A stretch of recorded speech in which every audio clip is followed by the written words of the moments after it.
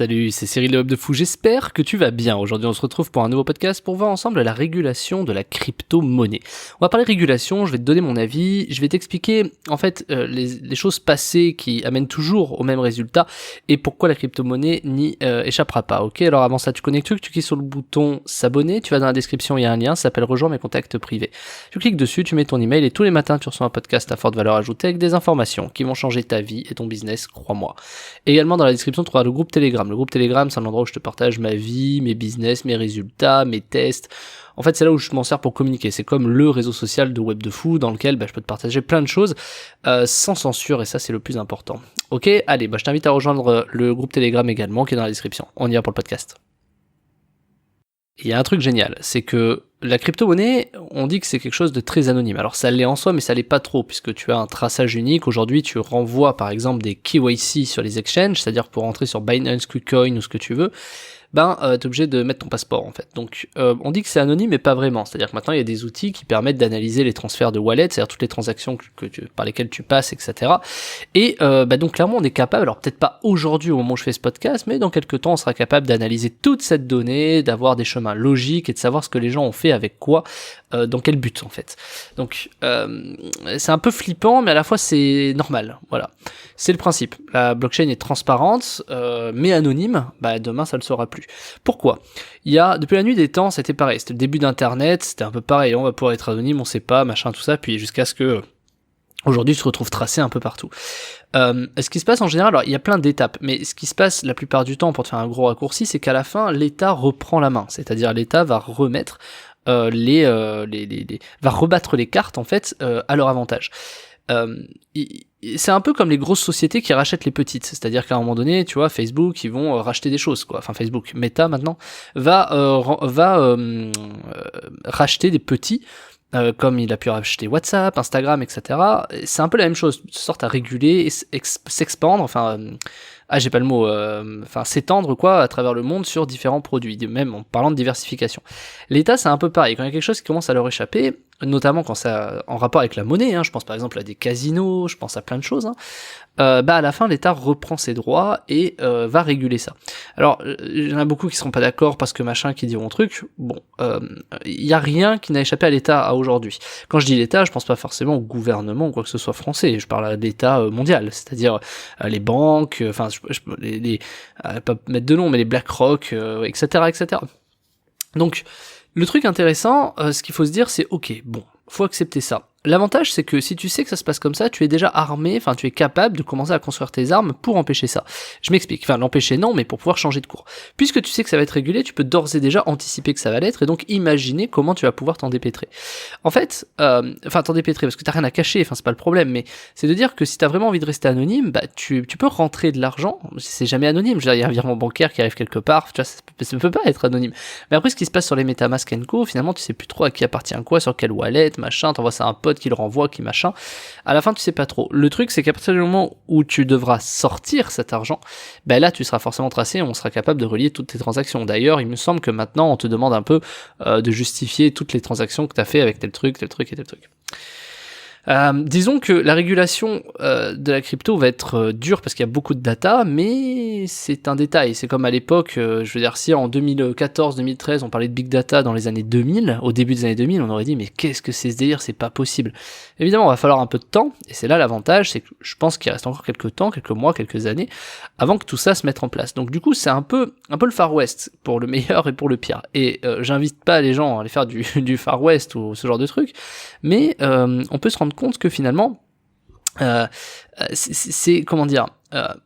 l'État recontrôlera ça. Alors je vais pas me faire des amis en disant ça, mais tu vois, aujourd'hui c'est déjà le cas avec les venture capital, les hedge funds qui clairement maîtrisent le Bitcoin notamment, mais ça c'est aujourd'hui. Demain ils maîtrisent pas certains tokens de la DeFi. Pour l'instant, la DeFi est assez récente, la finance décentralisée, mais en tout cas ça arrivera tôt ou tard, parce que là où il y a de l'argent, les gens vont. Et puis vu qu'on sait que la finance domine quelque part le monde, il va y avoir un moment donné où fatalement la régulation va avoir lieu, puisque on n'a qu'à le voir. Je vais prendre un exemple. Les gens qui vont sur la crypto, il y en a beaucoup qui perdent du fric, beaucoup, pour pas dire 80-90%. c'est toujours un peu les mêmes qui gagnent. Tu vois, c'est ceux qui ont gagné de l'argent en étant entrepreneurs, c'est ceux qui ont gagné de l'argent en faisant des trucs. On voit bien qu'il y a un mindset qui est vraiment différent. Pourquoi les gens perdent du fric? Tout simplement parce qu'il n'y a pas de régulation. Et le problème, c'est que les gens, ils perdent du fric, ils râlent, mais du coup, ils veulent pas la régulation, mais ils aimeraient l'avoir aussi. Je m'explique. Quand tu te fais scammer des choses, t'aimerais bien que ce soit régulé pour récupérer ton fric. Ou quand t'as des gens qui ruguent les poules, c'est-à-dire des gens qui vident les caisses de la liquidité, quoi. C'est-à-dire t'es sur un token et pousse comme le site Bitcoin passer de, je sais pas, 100 000 à $1, quoi. À partir du moment où t'as des gens qui liquident les poules de liquidité, là tu dis oui, tu râles, t'as l'impression que c'est la fin du monde. Et t'as raison, tu vois. Le truc c'est que c'est pas régulé. Donc à quel moment tu vois, t'es content de le faire parce que c'est anonyme et tu peux faire un peu ce que tu veux, mais par contre quand ça t'arrange pas, tu vas pas être content et tu vas râler. Donc ça c'est toujours un peu le truc où moi j'essaie d'être objectif, c'est soit on râle, il faut être cohérent, c'est-à-dire soit on veut une régulation et on dit oui, moi la régulation je suis pour, c'est pas grave mon anonymat, c'est pas grave si on m'interdit de faire certains investissements dans certains tokens, c'est pas grave si on m'interdit ou qu'on m'oblige à machin, à avoir un peu de stacking ici, à avoir un peu de machin là, si on m'oblige c'est pas grave parce que ça m'évitera de me faire scammer, ok. Sauf que forcément dès lors qu'on régule, on te prive de certaines libertés. Donc moi ce que je constate d'un point de vue humain et psychologique, comme depuis la nuit des temps, c'est que finalement dès lors que c'est un peu anarchique, c'est-à-dire qu'il n'y ait pas de régulation, les gens font vraiment font vraiment n'importe quoi en fait, clairement. Et le fait qu'ils fassent n'importe quoi, ils s'en veulent pas à eux-mêmes, ils s'en veulent aux autres. Oui, mais c'est eux qui ont liquidé les machins. Oui, mais fallait peut-être pas mettre 100% de tes liquidités non plus. Tu vois, et il faut toujours un peu s'armer de patience, et les gens sont pas patients. Encore plus, de plus en plus, d'année en année, les gens veulent faire de l'argent rapide, simplement, sans bouger de chez eux, et malheureusement ça n'existe pas. Il faut des compétences, alors il y a toujours un pourcentage de gens qui vont avoir un coup de bol énorme, ou qui vont comprendre d'un coup, enfin voilà, mais la plupart des gens, non, ils vont perdre leur thune et ils vont râler, alors que justement ils sont contents d'y aller parce que c'est pas régulé, mais vu que c'est pas régulé qu'ils perdent leur fric, ils sont énervés, quoi. Donc c'est le principe de bon sens en fait, et de cohérence, de bon sens et de cohérence. Et c'est vrai que la crypto, sur ça, il y a une cohérence qu'il faut tenir, tu vois, c'est on accepte de gagner de l'argent, on n'accepte pas de le perdre. C'est toujours pareil, ça. Enfin, on a plus d'aversion à la perte, ça c'est évident, mais au-delà de ça, c'est surtout que les gens, en général en tout cas, ne veulent pas... en fait, ils veulent pas mettre toute leur thune, mais ils partent du principe que s'ils mettent de l'argent sur la crypto, cette thune est pas vraiment perdue, mais elle est quand même là, comme c'était leur compte en banque. Et finalement, quand ils perdent, je sais pas, 200 balles ou 2000 balles, ils sont blasés, quoi, ils ont les boules. Alors c'est sûr, je veux dire, est-ce qu'il vaut mieux mettre ton argent dans la publicité ? C'est sûr que la crypto, la plupart des gens pensent que c'est un business. La crypto n'est pas un business, à part si t'en fais un business. Je veux dire, toi, comme investisseur, etc., à part si t'es créateur de projets et de tokens, il y a pas c'est de l'investissement, c'est comme acheter les actions Apple, tu vois ce que je veux dire?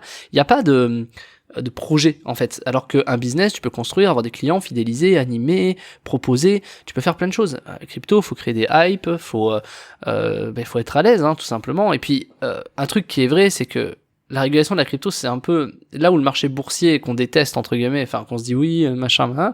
Le truc, c'est que la crypto, ça finit toujours en bain de sang. C'est-à-dire qu'à un moment donné, ça peut pas faire que monter. Et quand ça descend, c'est Bagdad. C'est-à-dire quand ça descend, c'est tous aux abris, quoi. Et tout le monde qui flippe, ce qu'on appelle le panic sell, etc. Et ça part totalement en sucette, hein, en mode, oui, c'est des voleurs, des machins et tout ça. Alors, plus ou moins justifié ou non, c'est pas le sujet, mais de dire, putain, tu vois, faire un peu de preuve d'intelligence en disant, on veut de la régulation pour pas se faire scam, mais en même temps on veut pouvoir faire ce qu'on veut, je veux dire, à un moment donné on peut pas, quoi. Tu vois, il y a une sorte de cohérence qu'il faut avoir. Bon bref, je m'arrête là parce que j'arrête pas de répéter 3 fois le même truc. Le truc, c'est qu'il y a des investissements que tu peux faire de manière très sécurisée. Alors même au-delà de l'investissement, c'est pas le sujet, de faire des placements sécurisés. Tu vois, sur Binance, tu peux placer ton argent à 5%, c'est déjà mieux que ton livret A, tu vois, sans aller rentrer dans des trucs chelous dans lesquels tu vas perdre ton fric, tu vois, c'est des stables, c'est-à-dire c'est des trucs qui bougent pas, qui sont indexés sur le dollar. Point. Enfin, ça ne bouge pas. C'est garanti par l'exchange qui dit, dans tous les cas, tu prendras ça. Voilà, et puis point. Puis c'est tout. Le problème, c'est que on se dit, ok. Et c'est tout? Bah ouais. Et le problème, c'est que tu vas avoir envie de jouer avec ton fric, tu vois. C'est-à-dire, bon, je vais peut-être pas tout placer, je vais peut-être garder une petite partie, machin. C'est ça le problème. Parce que, est-ce que ça deviendrait à l'idée de prendre ton argent en banque et d'aller avec ton compte bancaire parier sur un casino en ligne? Tu vas dire, ah non, quand même, c'est un peu tendu. Donc, c'est un peu la même chose. C'est-à-dire que là, t'es sur un exchange, imaginons Binance, tu fous ton argent, tu vas les placer à 5%, et c'est bon, t'as terminé, en fait. Tu vois, tu peux le voir comme ça. Donc, tu vois, le problème, c'est qu'il va falloir aller prendre des risques ailleurs si tu veux faire plus d'argent. Et c'est toujours le même truc, c'est que prendre le risque, la mesure du risque, c'est compliqué. Et quand je vois des trucs qui progressent à mort et que les gens mettent 10K, mettent leur livret A et tout, c'est des malades. C'est des malades. Après, il faut mettre que ce qu'on est prêt à perdre. Mais il faut faire attention. C'est un monde où les gens, tu peux te faire scammer en 2 secondes. Il n'y a pas de régulation. Donc, de toute façon, il n'y a pas d'anti-scam. Il n'y a pas de... Alors, ils essaient un peu maintenant. Hein, mais c'est le premier truc qu'il faut faire. Mais...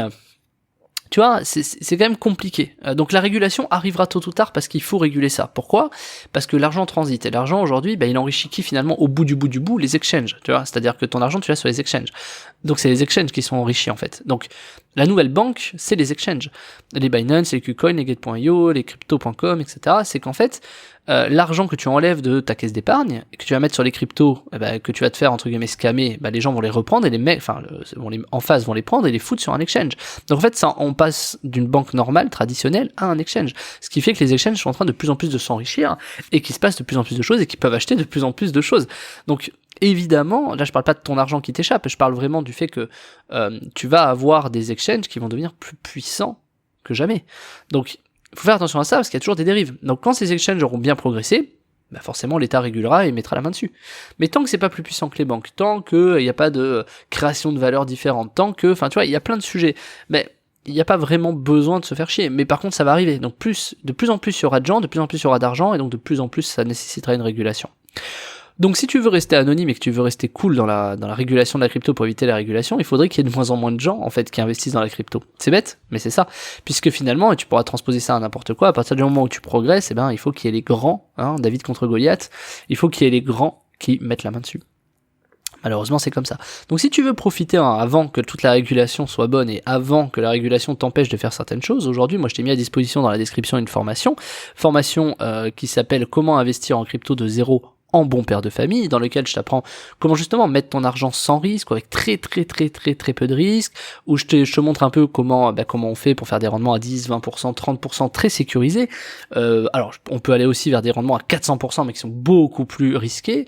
On peut faire x4 son capital à l'année, mais il faut faire très attention, il y a beaucoup de problèmes. Bref, je t'explique un peu tout ça, les écosystèmes financiers. En fait, je vais t'expliquer comment fonctionne la crypto, que ce soit sur les exchanges ou sur la finance décentralisée, sur la DeFi. Donc en fait, tu vas te retrouver avec tous les écosystèmes qui on va voir les agrégateurs, on va voir les audits, on va voir les il y en a tellement, les DEX, on va prendre l'exemple de PancakeSwap pour expliquer pourquoi est-ce que le cake, par exemple, le token du cake et le PancakeSwap, pourquoi ou pas, est-ce que c'est intéressant de le mettre plutôt sur PancakeSwap ou sur 3 autres DEX, je vais t'expliquer un peu comment raisonner pour optimiser ton argent.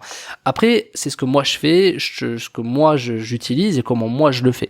Donc cette formation n'est en aucun cas un conseil dans l'investissement, bien entendu, mais l'idée c'est de te montrer comment marche la crypto-monnaie, pourquoi moi je fais ces choix-là, l'idée c'est de te faire raisonner totalement pour que tu puisses comprendre pourquoi moi je fais certains choix afin que toi tu puisses avoir les clés pour faire tes propres choix. C'est vraiment le principe. Alors si tu as envie d'aller plus loin, avant que la régulation soit prise en compte, peut-être cette année, peut-être l'année prochaine, peut-être demain, en fait on sait pas, je t'invite à prendre la formation en description, comment investir en crypto de zéro en bon père de famille, t'as le lien en description, tu cliques dessus, tu mets tes coordonnées, on se retrouve de l'autre côté, je te dis à tout de suite.